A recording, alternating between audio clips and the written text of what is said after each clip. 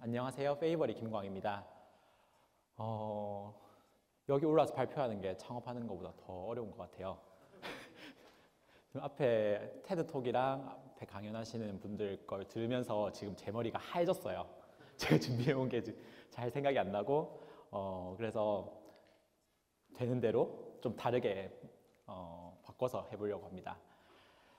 제 머릿속에 있는 아까 패닉 몬스터는 어제 새벽 4시까지 저를 찾아와서 제가 원래 제출했던 그 강연 자료를 수정을 했어요.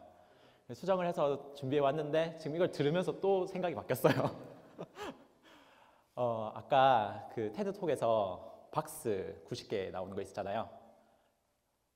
올해 새해 목표를 세우고 시작하신 분 있으세요? 새해 목표를 세우신 분? 없어요? 올해가 벌써 11월인데 그거 잘 달성하고 계시나요? 저도 달성하지 못하고 있는데 포브스지에 따르면 92%의 사람들이 그걸 달성하는데 굉장히 어려움을 겪고 있다고 해요. 그래서 저희가 그거를 해결하기 위한 앱을 만들었고요. 시간이 흘러가는 거를 눈으로 보여주자라는 엣이라는 앱을 만들어서 서비스를 하고 있습니다. 오늘 제 발표는 저희가 어쩌다가 창업에 뛰어들게 되었고 지금 창업하고 있는 어떻게 생존기 그런 스토리를 말씀을 드릴 거고요. 제가 어떻게 크게 성공해서 이렇게 하면 좋다 아니다 이런 거를 말씀해 드릴 입장은 아직 아니에요. 그래서 하다가 당장 내일 회사가 망해서 문을 닫을 수도 있고 네, 잘 될 수도 있고 제가 업종을 바꿀 수도 있고 네, 그런 건 어떻게 될지 모르나 지금까지 제가 했던 선택들이 보통 사람들과는 약간 다른 선택들을 했기 때문에 그런 거에 대해서 한번 공유해 드릴게요.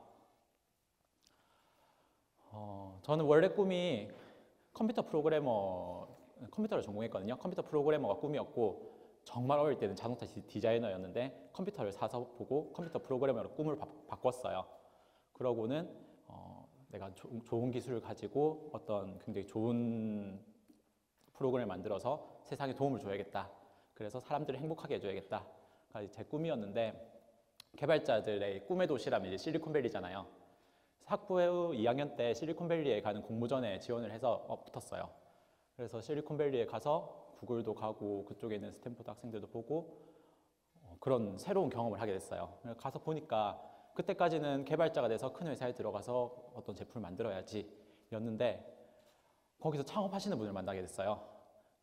그러고 그분이 저한테 말씀해 주시는데 창업은 돈을 엄청나게 많이 벌려고 하는 게 아니고 세상의 문제를 해결해서 그 세상의 가치를 더 높이는 거다 라고 하는데 그게 굉장히 마음에 들더라고요. 쉽게 설명하면은 이거를 10,000원에 파는데 이게 10,000원보다 높은 가치가 있으면은 지금 당장 다들 사가실 거잖아요. 근데 이거 10,000원보다 낮은 가치면 당연히 안 사가겠죠. 근데 제가 10,000원을 받아서 이걸 판다는 거는 더 이게 20,000원의 가치면은 더 높은 가치를 세상에 돌려주고 받은 재화보다 높은 가치를 세상에 제공해 주는 거예요. 그래서 그게 제가 프로그래머로서 하고 싶었던 일이랑도 비슷하고 그리고 창업은 제 주변에 있는 그 문제를 제가 직접 보고 기획하고 디자인하고 만들고 출시하고 서비스하면서 피드백 받은 거로 또 다시 더 업그레이드를 하고 최종적으로 폐기하는 단계까지 그 전 과정을 제가 직접 경험을 할 수 있는 거잖아요. 그래서 그게 되게 재밌을 것 같은 거예요. 그래가지고 이때 이제 그럼 창업을 한번 해볼까? 그 꿈을 바꿨어요. 이 꿈을 바꾸면서 또 그 창업이 굉장히 망할 수도 있으니까 힘들지 않을까 이런 우려를 할 수 있잖아요. 근데 창업을 하게 된 이유 중에 또 하나가 제가 군대를 갈 때 어머니께서 이런 말씀을 저한테 해주셨어요. 성경 구절인데 마음을 강하게 하고 담대히 하라. 두려워 말며 놀라지 말라. 내가 어디로 가든지 내 여호와 하나님이 너와 함께 하느니라 하고 저한테 말씀을 해주셨어요. 그래서 그때부터 제가 저 말씀을 붙잡고 살았거든요. 그러니까 뭘 해도 사실 별로 두렵지 않은 거예요. 그래서 곰곰이 잘 생각해 보면은 내가 하다가 망했을 때 뭐가 될까를 생각해 보면 보통 이제 그 실패에 대한 두려움이 다 있죠. 근데 실패했을 때 생각보다 별로 큰 일이 일어나진 않아요. 제가 학생일 때 방학 때 어떤 재밌는 제품을 만들어서 출시를 했는데 아무도 안 받아요. 그러면은 뭐 실패라면 실패를 한 거죠. 근데 그때 무슨 일이 벌어질까요? 아무 일도 생기지 않죠. 예, 제가 빚을 진 것도 아니고 그냥 제 시간을 써서 어떤 굉장히 좋은 걸 테스트를 해본 거고, 그 테스트 결과가 잘 안 됐다라는 거는 제 가정이 틀렸다는 걸 검증할 수 있는 굉장히 좋은 기회였던 거죠. 그래서 이런 걸 가지고 있었고, 그리고 또 제 집에 가훈이 늘 감사하라였어요. 그래서 굉장히 작은 거 하나하나도 감사하게 가르치셨고, 그것도 잘 생각해 보면 그냥 감사할 게 아니고 굉장히 감사할 것들이 엄청 많아요. 제가 지금 여기 테드 동에 나와서 이렇게 발표할 수 있는 것도 감사한 거고, 아직 NG를 내지 않고 잘 진행하고 있는 것도 감사한 거고, 예, 뭐 여러 가지 감사할 일들이 세세하게 생각해 보면 정말 많아요. 그래서 창업을 해야지 하고 제가 실리콘밸리 딱 2학년 때 갔다 오자마자 그때부터 준비를 했어요. 그래서 실리콘밸리에서 창업을 하려면 비자가 있어야 될 테니까 그럼 거기서 대학을 나와야 되나? 뭐 이런 생각을 하면서 제가 부산대학교를 졸업했는데, 부산대학교에서 하고 석사를 그러면은 미국으로 가야겠다. 근데 석사를 미국으로 가려니 돈이 많이 들고, 그러면 석사는 여기서 하고 영어 논문을 많이 써서 박사로 가야지 하고 대학원을 진학을 했어요. 그래서 대학원에서 제가 사진을 워낙 많이 찍어서 사진 촬영 관련, 사진 클러스터링 알고리즘 관련된 걸 연구를 했고요. 그러고 나서 졸업을 했어요.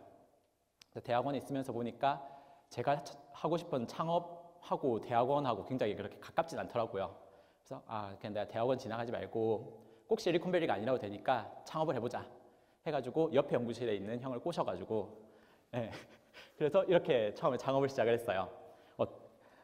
실리콘밸리에 가고는 싶고 비자는 안 되니까 생각한 방법이 캐나다 워킹홀리데이를 가서 거기서 1년 있으면서 밴쿠버가 실리콘밸리랑 별로 멀지 않으니 3개월에 한 번씩 내려가자. 그리고 저도 프로그래머고 그 형도 프로그래머니까 뭐 우리가 앱을 만들어서 앱스토어에 판매를 하면 되고, 했을 때 잘 안 팔리면은 뭐 낮에는 워킹홀리데이니까 아르바이트를 하고 저녁 때 앱을 만들면 되지 않겠냐라고 해서, 이게 이제 그 신체 검사 받을 때까지 한국에 잠깐 있는 동안에 원룸을 구해서 이렇게 있었어요. 근데 이렇게 해서 진행을 했는데, 제 창업 스토리는 제가 막 어떻게 계획한 대로 잘 되지가 않아요. 제가 그래도 어떻게 잘해서 막 진행된 것도 아니고, 이렇게 준비를 하고 있었는데 전혀 창업이랑 관계없는 친구랑 스타벅스에서 금요일 날 커피를 마시고 있는데 그 친구가 자기 누나가 테크노파크에 입사를 했대요. 그래서 관련 지원 사업이 없나, 니네가 캐나다 가는 거 아니까. 그래서 찾아봐 주겠다고 해서 제가 다 찾아봤는데 없더라. 그래서 혹시 모르니까 한번 찾아줘 봐봐. 그랬는데 실리콘밸리에 가는 프로그램이 있다는 거예요. 근데 그 프로그램이 제가 금요일에 봤는데 그 주 월요일까지였던 거예요. 근데 거기 빨간 줄로 찍고 일주일 연장이라고 되어 있더라고요. 이거는 실리콘밸리에 가라는 뜻이다. 그래가지고 그게 40페이지짜리 그 사업 계획서를 한글로 쓰고 다시 또 40페이지를 영어로 써야 되는 거를 주말 동안에 써서 냈어요. 그래서 붙고 캐나다로 안 가고 실리콘밸리로 가게 됐어요. 근데 이 과정 중에서도 굉장히 뭐 여러 가지 기적 같은 그런 일들이 많았는데, 둘 다 개발자니까 뭘 사업 계획서를 알겠어요. 둘이 그냥 앱을 만들자 했지 사업을 엄청나게 뭐 크게 해서 비즈니스 모델이라든지 이런 거에 대해 들어본 적도 없었거든요. 그냥 앱을 만들어서 일부러 팔자 였는데, 사업 계획서가 뭐가 그렇게 좋겠어요. 그래서 창업 그 심사 과정 중에 이제 캠프 같은 데도 가서 사업 계획서를 제가 앞에 나와서 발표하는 거 굉장히 어려워하거든요. 사실 지금 이렇게 발표하는 것도 굉장히 많이 발전한 거예요. 학교에서 텀 프로젝트 할 때도 앞에 나가서 발표하면 굉장히 달달 떨고 그랬는데, 그 발표를 하고 엄청나게 안 좋은 피드백을 받았죠. 이게 뭐 하는 건지 모르겠다.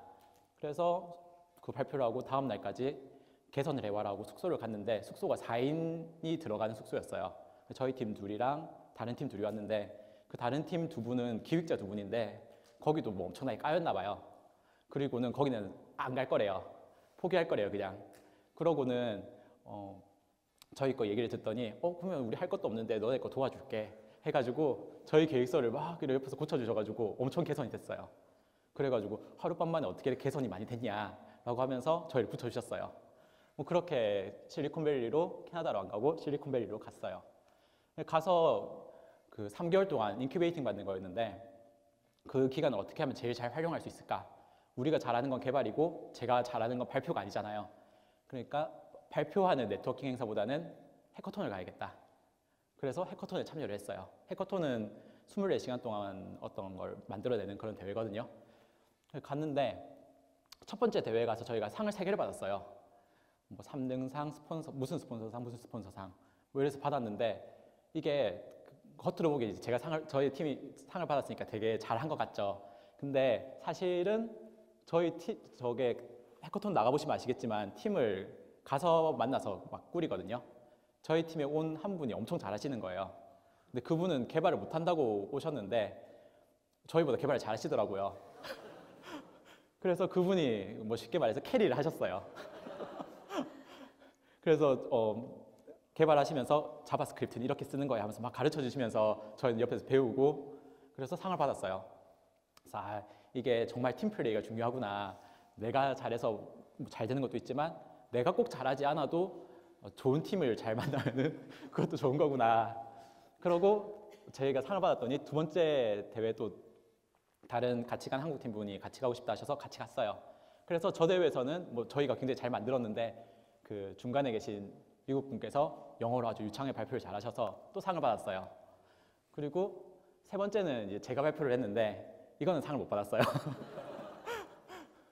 네, 그러면서 저희가 실리콘밸리 가서 첫 3개월 동안에 상을 해커톤 나가서 이것도 상을 받긴 받았어요. 스폰서 상을 받았는데 그 본상은 못 받았고요. 그래서 그 상을 받으면서 있으니까 저희 팀을 굉장히 잘하는 것 같아 보여서 투자하겠다는 분이 나오셨어요.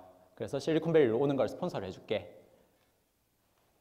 그 당시에 저희가 만들던 게 사진 정리 앱이었거든요. 제가 사진을 많이 찍으니까. 그래서 스폰서를 해주신다고 하셔가지고 그러면 다시 와야겠다. 내년에 다시 와라 해서 2014년도에 다시 갔어요. 다시 갔는데 그 사이에 이제 그 회사가 상황이 안 좋게 돼가지고 저희보다 더 상황이 안 좋은 거예요. 그래서 사무실에 있는데 뭐가 아무것도 없는 거죠. 아까 그 100만 원으로 유럽 여행하신 거 말씀해 주셨잖아요. 저희는 그거 듣고 생각해 보니까 저희는 하루에 10,000원 쓰고 하루 버티기랑 비슷했던 것 같아요. 여기가 사무실이거든요. 사무실인데 그 실리콘밸리가 가보면 물가가 엄청 비싸요. 그 원룸 같은 거 빌리는데 한 3,000불, 2,000불 이렇게 한 달에. 그러고 밥값도 뭐 많이 들고.